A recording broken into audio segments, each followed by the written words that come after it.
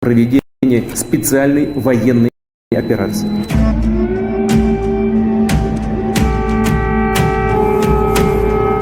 Putin called this a special military operation, but it's clear this is a full-scale invasion. To disarm Iraq, to free its people, and to defend the world from grave danger. On my orders, coalition forces have begun striking selected targets of military importance.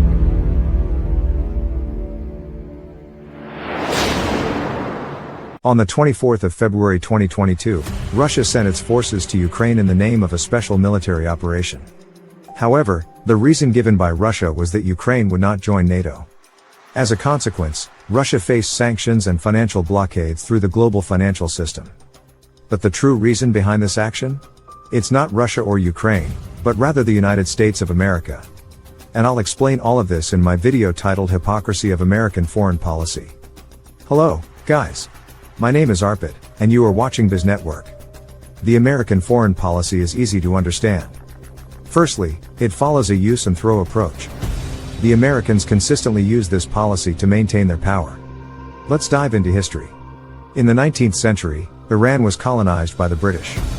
The British established the Anglo-Iranian Oil Company to extract oil. In return, the Iranians got nothing while the British continued to grow richer. Mohammad Mossadegh, who became the Prime Minister of Iran in 1951, introduced reforms in the Iranian oil sector. He nationalized the Anglo-Iranian Oil Company, which angered the British and the Americans.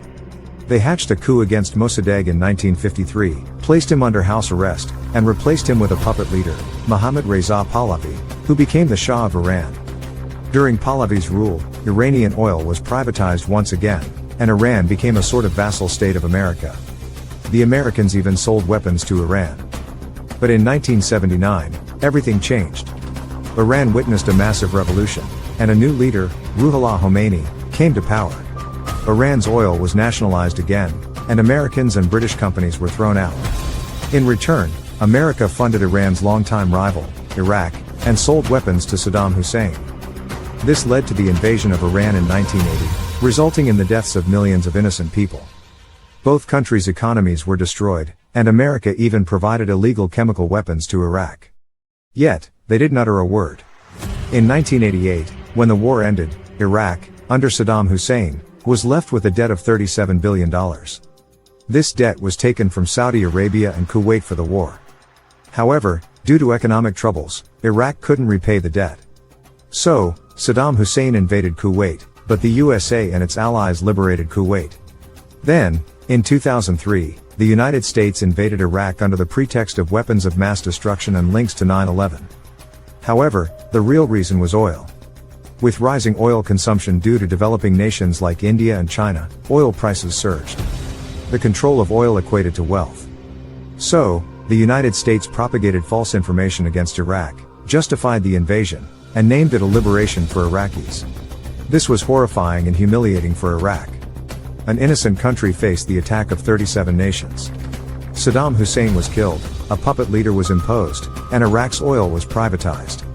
This was the hypocrisy of America. The same tactics are being used in Syria. America funds Syrian rebels to overthrow President Bashar al-Assad, backed by Iran and Russia. This strategy has resulted in the deaths of millions of innocent Syrian civilians. Similar actions are being taken by the United States in Yemen and Ukraine. For those who believe Ukraine is winning the war, you're mistaken. It's not your fault. The United States media has been manipulated to serve Western propaganda. When the military operation started, the United States and Europe sanctioned Russian media and blocked it. What you're getting is Western propaganda. Here's a fun fact: wherever the United States has started a war alone, they've ended up losing it. The 2021 August battle in Afghanistan against the Taliban, which they started to overthrow, ended in their defeat. The same happened in Vietnam and now in Ukraine. It's crucial for you to understand geopolitics, as it plays a vital role in our country too. Our Indian Prime Minister's actions and deals matter greatly. Well, this video is an experiment. My voiceover will be replaced by an AI. If you believe I should continue with this format, please like this video and subscribe to this channel. I'll see you in the next video. Goodbye.